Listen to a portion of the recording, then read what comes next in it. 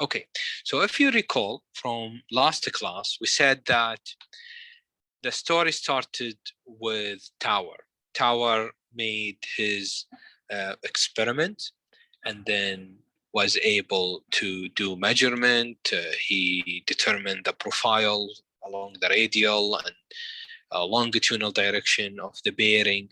And then Reynolds came and he said, wow, this is interesting. I can do some math here. I can model this.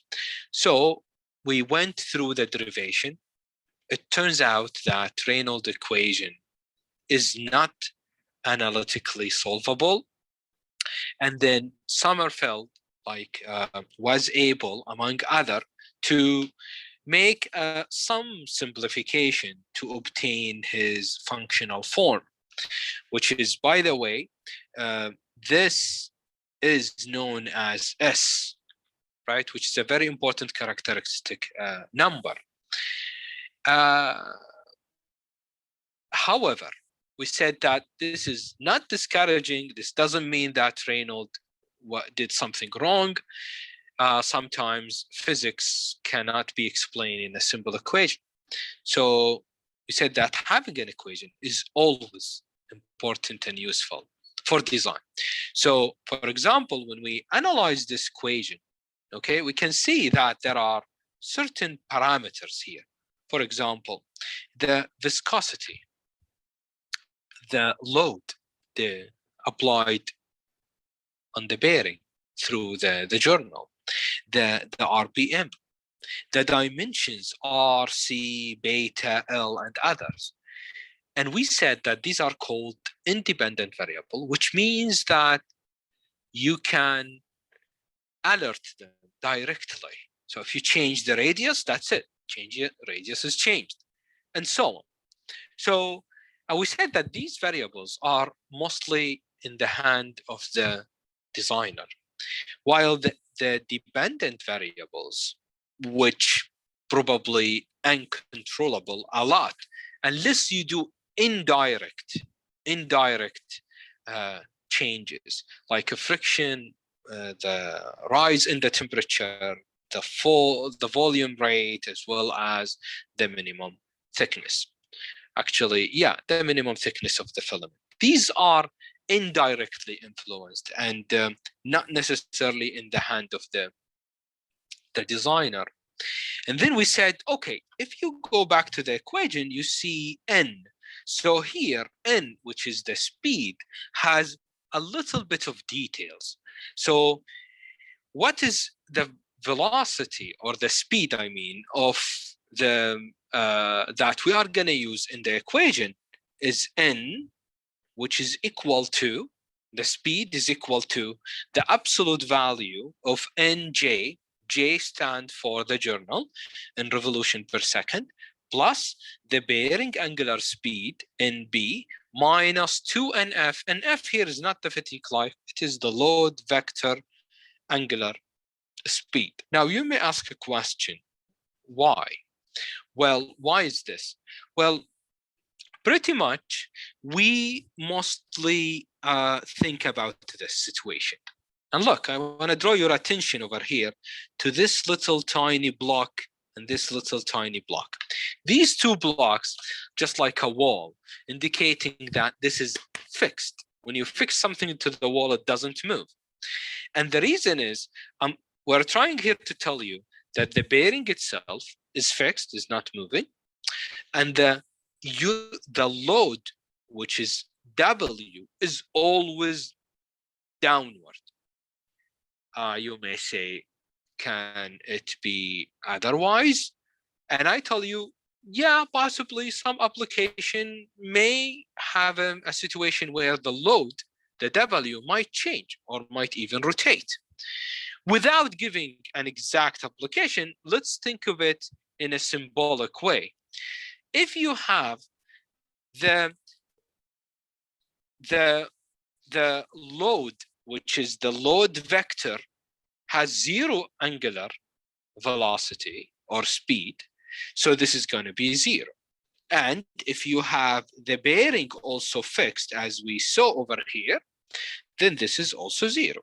And you will end up with that N, the speed, equals to Nj, which is the same angular or speed of the journal bearing. There is another situation, if you look here, where W might move.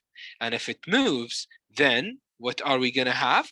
We will have, ya shabab, the condition when this one, and let's assume that this NF equals to NJ. So it moves the same rotation as the journal, and this one is still 0. So what are we going to have? We're going to have N, which is equals to the absolute value of Nj plus 0 minus 2Nj. And you see probably why we have the absolute value, because in here, what are we going to end up with? With minus Nj absolute value, which is Nj. So you will end up putting in the equation Nj. But there are some conditions. For example, when you put Nj as, NF as half Nj, so the W rotate with the half speed compared to Nj, then in that case, you will end up with kind of 0 effect on velocity. So, in speed. So you will end up with N being 0. Okay, and if you have the bearing rotate, the weight or the load is fixed, then and this one is NB is the same as NJ, then you will end up with that effect multiplied. So you will end up with N equals to twice as NJ. Twice as Nj. Now, I know most of the time I'll probably be in this condition, but this is very important. You need to read problems carefully, and in the case if there is any reason, you can think of the journal being moving or the load also moving. Okay. Now, there are other design considerations, mostly investigated and reported by another individual whose name Templer, which we're going to talk about in the next slide. Among the design consideration is the ratio of L over D. What is L over D? L is kind of the width of the bearing. How long is the side where the bearing is covering the journal? Okay. And this ratio is very important. You will see it. Very, very important. So usually this is taken as 0.25 to 1.5. So this is a bounding kind of solution to what is L over D supposed to be. Of course, D is the diameter of the journal. In the past, it was used between 2 and 3. But even nowadays, it says in the book that this value was even narrowed down to 0.25, from 2.25 to 0.75. And especially making the bearing a little bit smaller in depth, you understand? So if this is the bearing, ya shabab, just to tell you that this is what we are talking about. That is L, how the depth of the bearing is.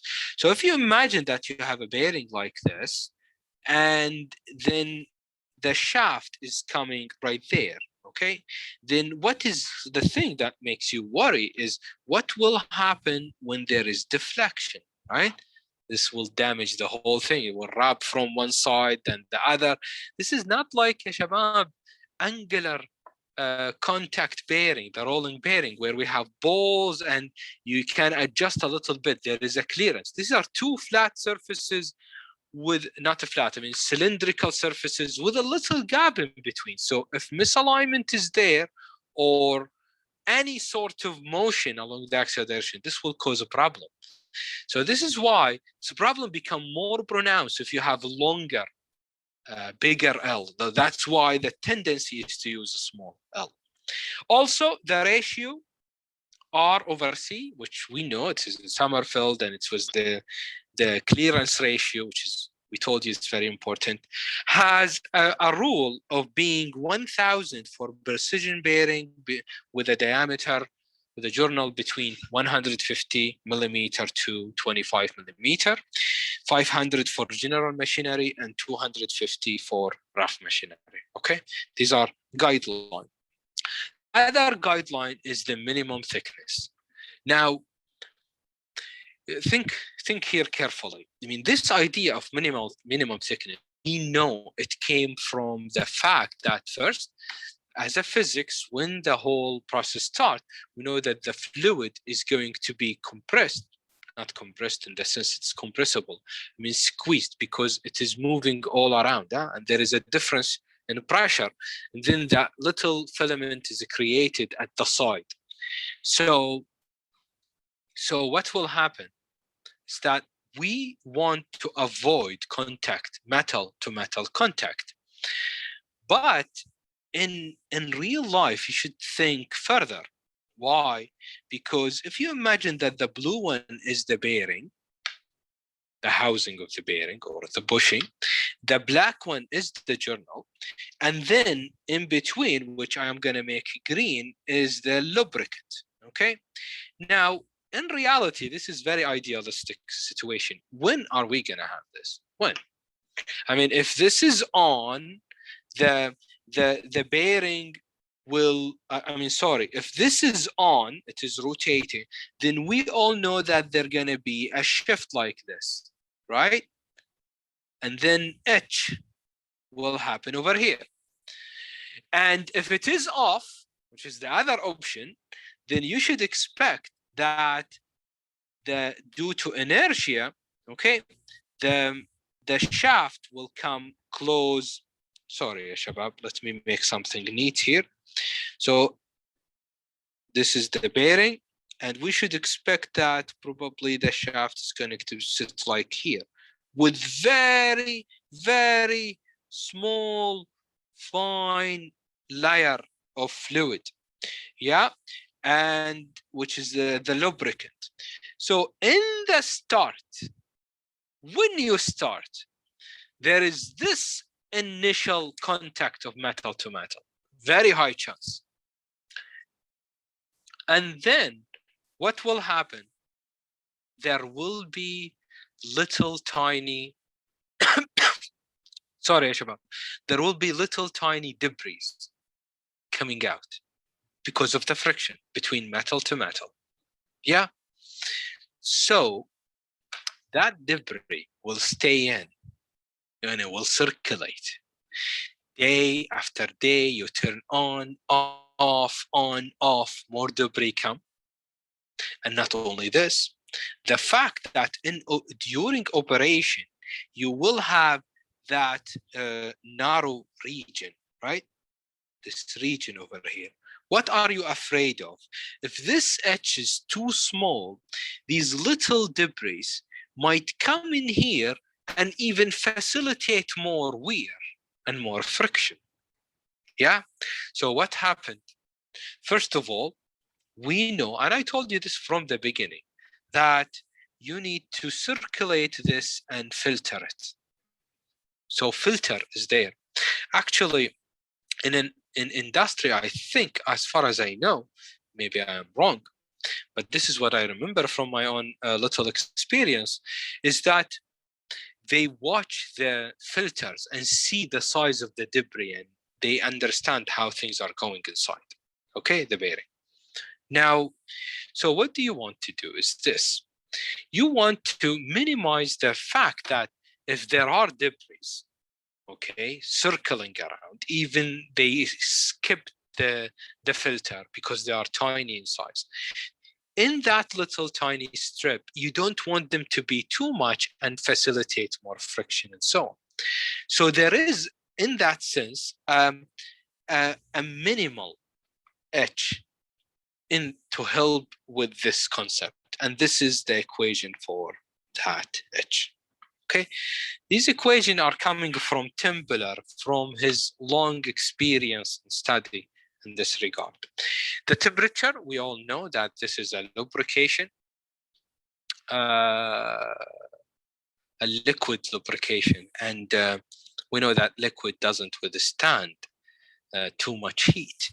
So based on the recommendation, you should keep the temperature around 120, below 121, and the pressure should be, the starting unit load pressure should be less than 300 or below 300 psi.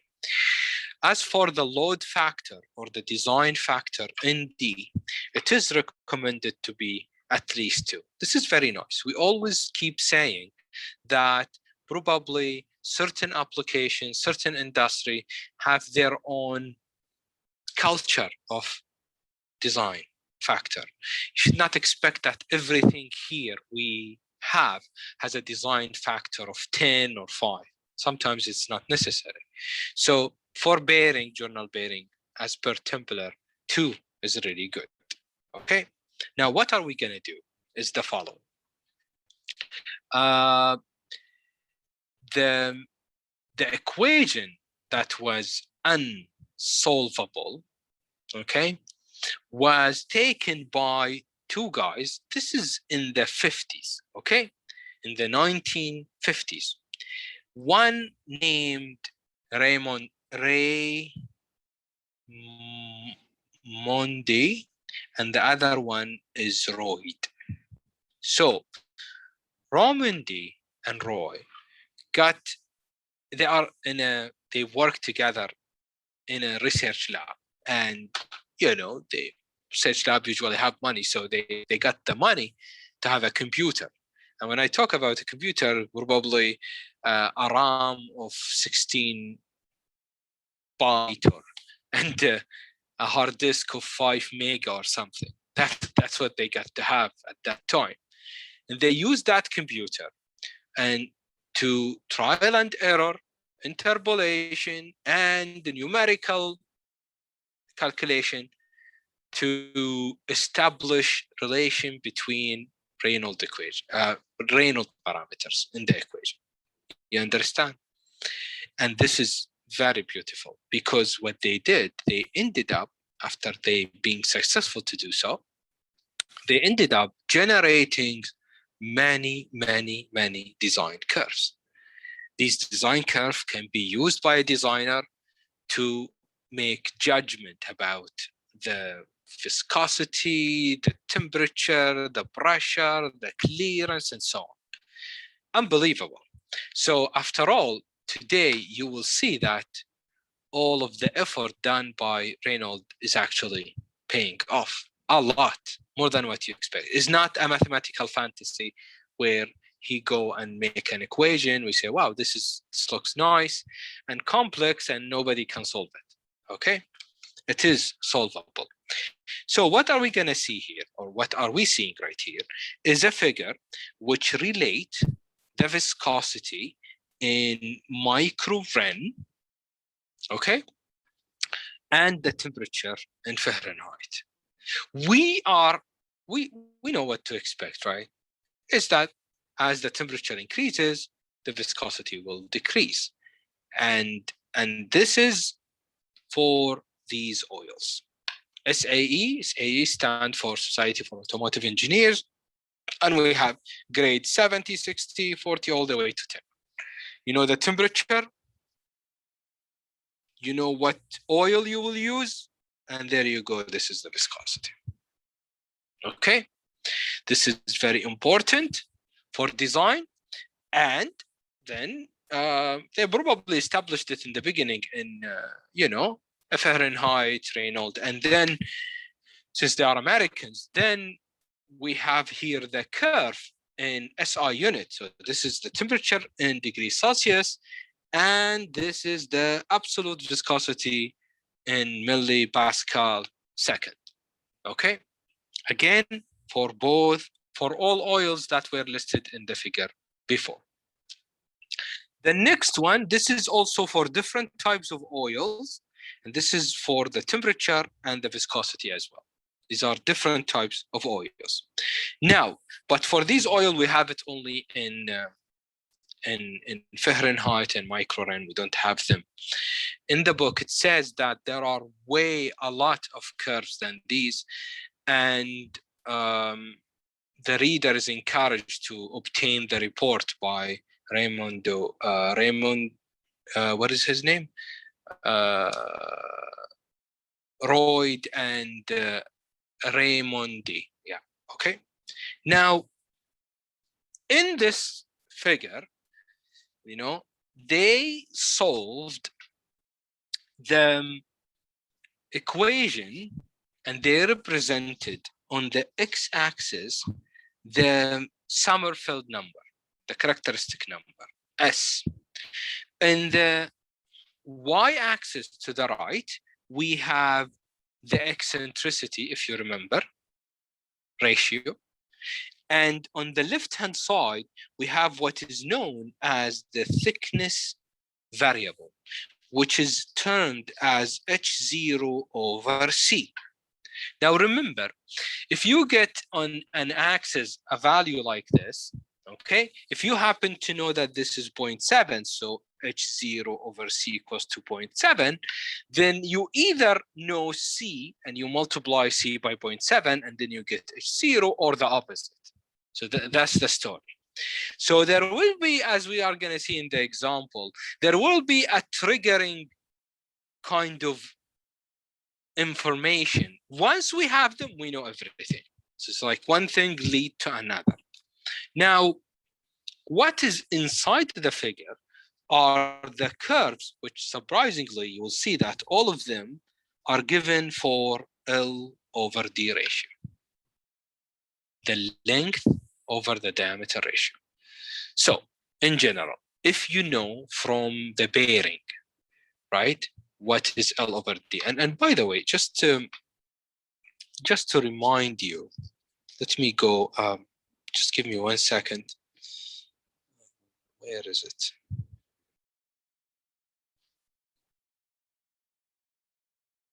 I want to show you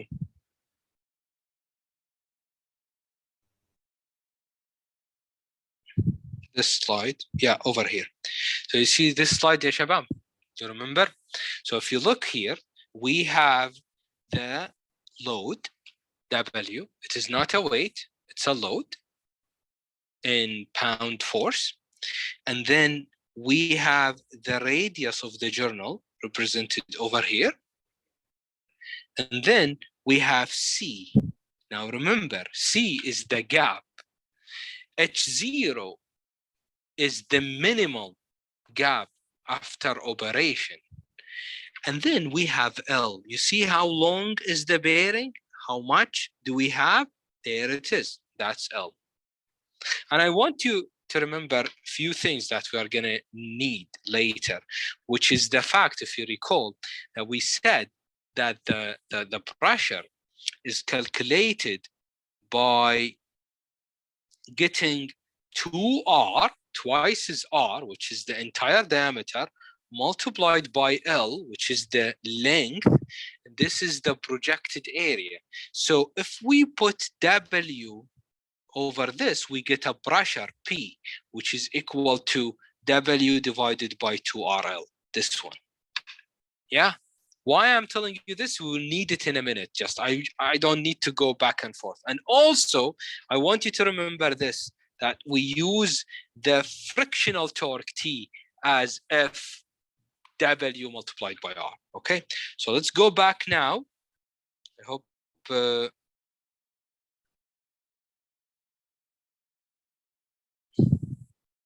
so what we have over here is this. If you know L over D and you know S, you probably ask, how can I know S?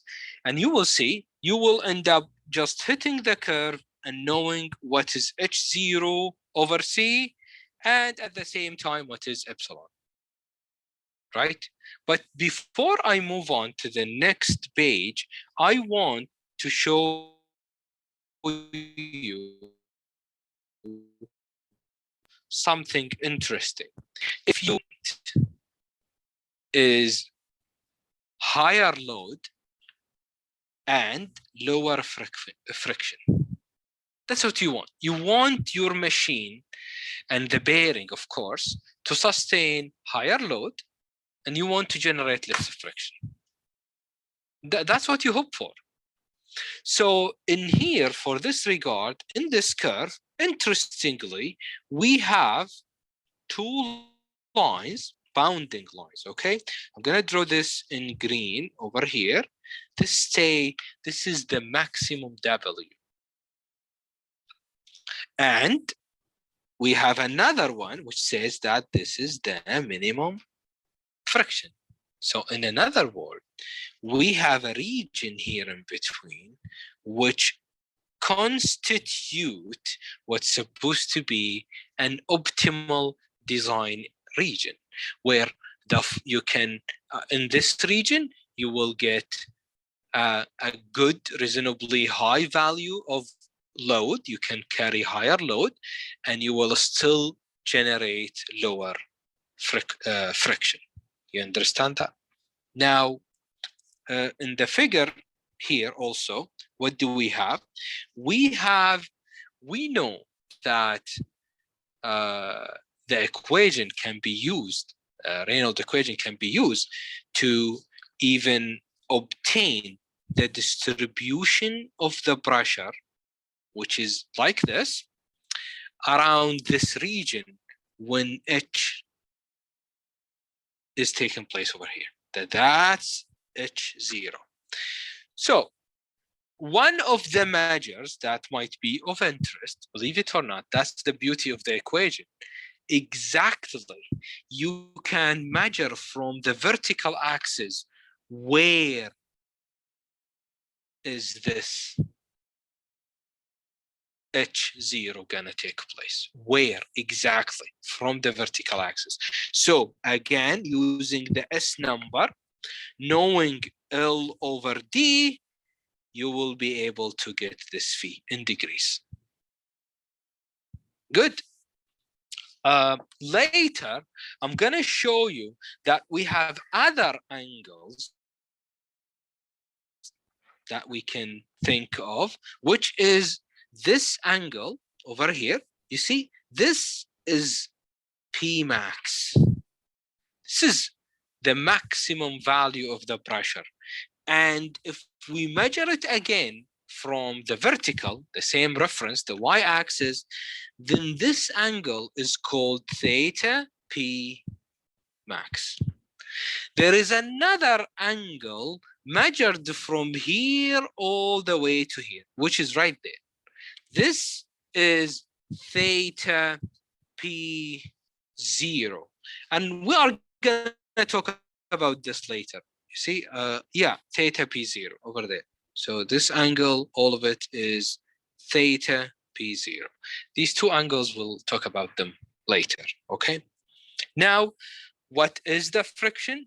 We have it here expressed in a dimensionless RCF. If you know S, all what you need to do, and you know L over D, you tell me what is this, and then we will get R over CF, let's say, is equals to 5, maybe. So this is 5. So that's 5. You probably know C, you probably know R, and that's what makes you know F. You get that? And then we move on to the flow. So you want to know how is the flow going? Because we told you from the beginning what Reynolds did. He said that the fluid go from one side, being squeezed by this wedging region and then coming out. How is this a flow? This flow is a Q.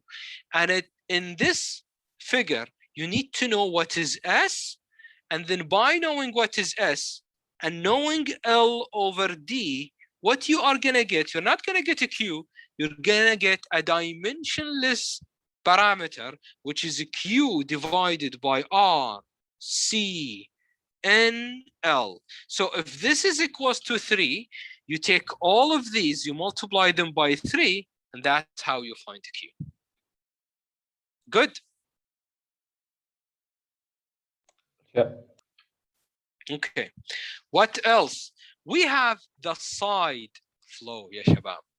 The side flow is QS divided by Q. So you can see, if again, you know S, you know L, and then you say this is 0.4, and you calculated this from the previous slide, you multiply it by 0.4 and you get the side flow, which is a QS. Now, what else? We have the maximum pressure. So if you want to know what is the maximum pressure, you will know it from, again, S, L over D, and then you will get the ratio, which is P over P max. You see that? How do we use this? We'll show you in an example, inshallah. The last thing here is the angles that I told you about, which is this one. It says this is the position of this is theta P max, the position of the maximum pressure.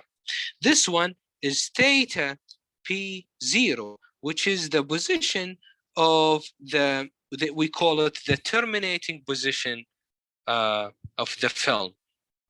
And just to let you know that we have here actually two kind of sets. The set with open marker are for these guys. The set with solid markers are for this guy. So you need to know first what is S, and then you need to know what is L over D, and then you should use L over D. For example, if L over D is equals to 1, then I will use this line to find theta P0. And then I have to look for this line, which is right there, to find theta max. Okay, so one line with solid circles for theta max, and one line for open circles for theta 0. Okay. Now, let's look at this example. We will not, based on the experience with the other section, will not have time to finish all of this. As you see, the figures over here are a bit crunch and they are not easy to read. The purpose here is not for you to read them. It's more like to, instead of going back and forth, I want you just to see them and understand that, oh, we use this figure. Okay, so here it says in the problem that, let's say, we want to know what is H0. This is not an H, this is like a B. So this is H0, and what is E, the eccentricity.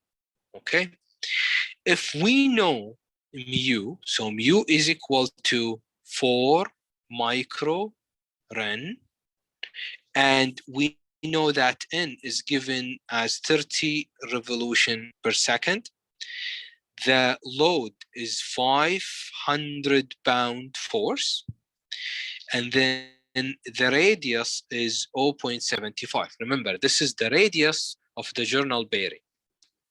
And so diameter is 2 multiplied by 0.75, which we will use for L over D.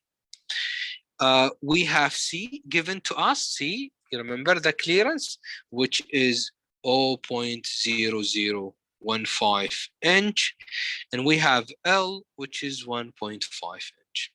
Okay, that's what was given to us. So how do we start? We start, our target always is to start with S. So if you look at S equation, okay, S is equal to R over C square multiplied by mu N divided by P. So if you think about it, R is given to us, which is 0.75. C is given to us, which is 0.0015. Mu is given to us as well, which is 4 microfarad. And N is given to us, which is 30 revolution per second. So the only part which is missing is the pressure. I just told you a few minutes earlier that pressure is equal to W over 2RL. So if I substitute 500 over here, divide by twice is 0.75, multiplied by L, which is 1.5, I got a pressure of 222 psi. What is important here is that when you substitute these numbers inside the Sommerfeld equation, you need to be very careful. This dimension, which is R over C, is going to end up like an inch divided by inch, a millimeter by millimeter, so it is dimensionless. You square it, and that's it. But you need to be very careful. The viscosity is in microren, and therefore you should multiply it by 10 to the power minus 6. Okay? The RPM is in revolution per second. You keep it the same, and then the pressure is in PSI. What do you get? You got a 0.135 as an S. Okay? Now, if you find this and you go and find L over D, which is equal to 1.5 divided by 2 multiplied by 0.75, which is again 1.5. So you will end up with this equals to 1. If it is 1, then I can go to the figure 1216. This is 1216, and I see that this is L over D. This is the figure for L over D. I know it's not easy for you to see, so let me draw it for you over here. And then I will draw in green the line that represents S equals to 0.135. So this is 0.135 approximately. Okay, if this is 0.135, I will get in this way around here between 0.4 and 0.5. So the book says that this value is 0.42. Okay, if you go to the other side, you will get epsilon, which is 0.58. Yeah, so what was asked? We were asked to find H0. So if I know that H0 over,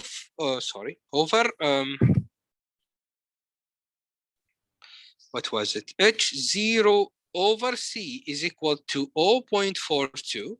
And I know that C is equal to 0.0015. I multiply them together, and there you go, you got the H0. That's a very little tiny, right?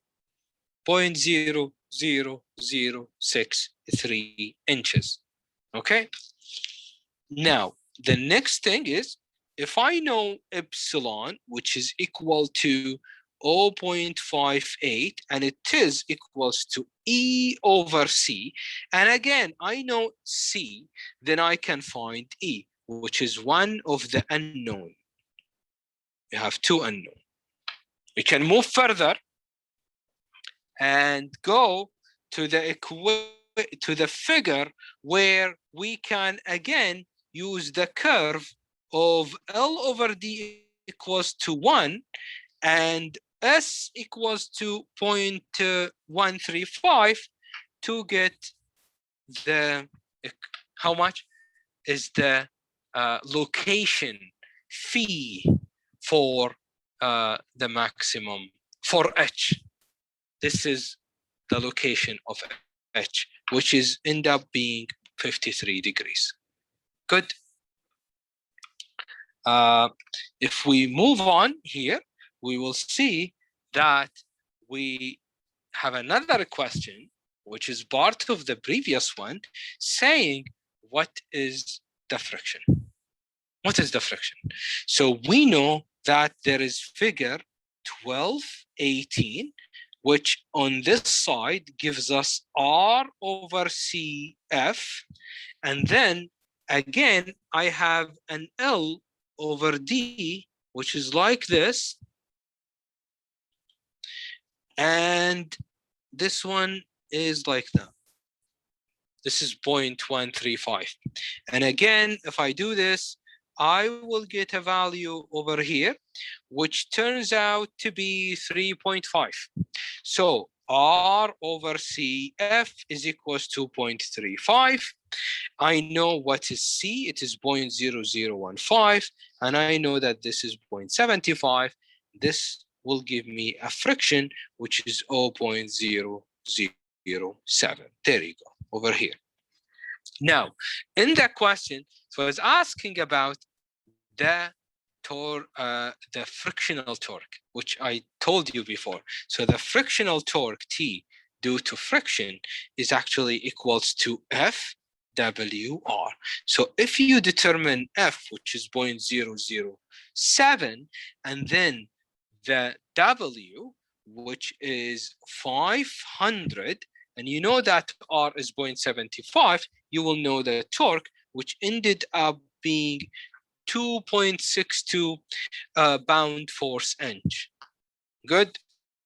Now, if you want to know the power loss in horsepower, how much you are losing because of that friction, remember one thing, okay? There are several equations for, calculating the power. So if you want to know the horsepower, provided that the torque is in pound force inch, provided that N is in revolution per second, then you should divide this by 1050. Yeah, this is gonna adjust the unit, and you will get this in horsepower. So how much did we get? 0.075. Now, you can express this energy or this power in PTU, which is BTU per second, which is a very well-known unit, especially in heat and cooling. So if you do that, you can calculate the power in PTU per second by saying H is equal to 2 pi torque N divided by 778 multiplied by 12. And again, if you look here, this is in revolution per second, this is in pound inch, and that's it. This, ya shabab, might be handy in the industry. Yeah, you think that kilowatt and horsepower is always used, but there are cultures in the industry, so don't be surprised. All right. So the next step is, you can go over the entire exercise. It's not difficult. Again, what do we need to do is to go, if we want to find the Q, we said that this is L over D, and this is S, which is 0.35. And there you go. And here, what do you get? You get Q divided by RC NL, which is equal to 4.28. R, we know it. C, we know it. N, we know it. And L, we know it. I just want you to be careful here about one thing. If you think this is the fraction or the factor 4.28, and here, what is this? This is R, 0.75 inches. This is C, which is 0.0015 inches. And this is N in revolution per second. And finally, NL, which is 1.5 inches. The result will become a rate, which is 0.217 inch cube per second. Of course, this is the flow rate. If you want to know the side flow rate, then once you know Q, you can find it. So again, this is L over D equals to 1. This is the ratio, 0.135. And again, over there, which is ended up being equal to 0.655. You know this from previous calculation, and which is this. So you multiply this by that, and you got QS. The last slide, I'm gonna stop here, ya shabab, because this is where I stopped with the other section. We already have around 2 minutes only. So in the next class, inshallah, we will continue this discussion. But what you see here is the calculation of the maximum pressure location and the termination location. Okay, we're gonna talk about this next class.